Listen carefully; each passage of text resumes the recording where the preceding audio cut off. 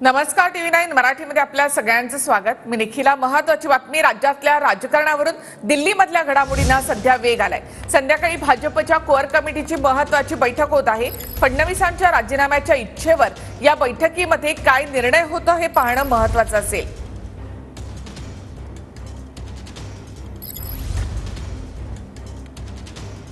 या बैठकीसाठी म्हणून देवेंद्र फडणवीस, चंद्रशेखर बावनकुळे, पंकजा मुंडे, आशिष शेलार, चंद्रकांत पाटील, रावसाहेब दानवे या बैठकीमध्ये सहभागी होणार आहेत।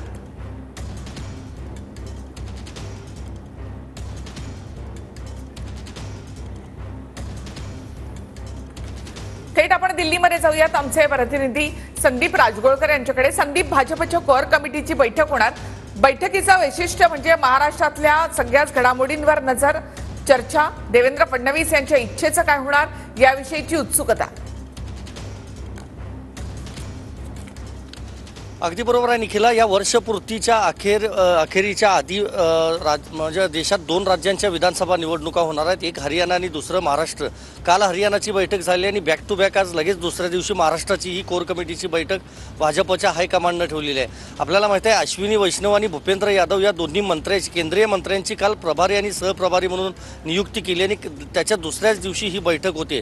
लोकसभा निवडणुकीमध्ये जो काही फटका बसला भाजपला, ज्या जागा कमी झाल्या, त्या मतदारसंघनिहाय लोकसभेतल्या निकालाची जी चर्चा आहे, विस्तृत चर्चा आहे, ती आजच्या या बैठकीमध्ये होऊ शकते। कारण JP नड्डा, BL संतोष, अमित शाह यांच्यासोबत भाजपचे जे 6-7 वरिष्ठ नेते आहेत महाराष्ट्रातले, ते सगळे नेते या बैठकीमध्ये असणार आहेत, त्यामुळे याला महत्त्व आहे।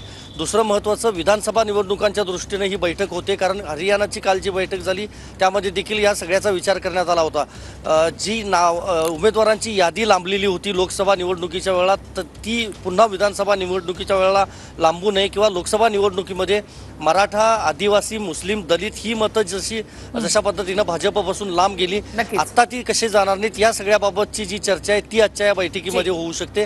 आणि तिसरा महत्त्वाचा मुद्दा, देवेंद्र फडणवीस यांनी उपमुख्यमंत्री पदाचा राजीनामा देणार असल्याची जी घोषणा केली होती, त्यानंतर खरं तर ते अमित शाह यांना भेटलेले होते, पण आज पुन्हा नेत्यांच्या सोबत अमित शाह यांना भेटणार आहेत। भाजपमधले नेते जरी दावा करत असले तरी की फडणवीस हे कायम मंत्रिमंडळात राहतील असा त्यांचा दावा असला तरी आजच्या बैठकीमध्ये देखील त्याबाबतची चर्चा होऊ शकते। धन्यवाद संदीप एकूणच माहितीबद्दल। तर राज्यातल्या घडामोडींवर सध्या दिल्लीमध्ये हालचाली वाढलेल्या आहेत। संध्याकाळी ही बैठक होत आहे।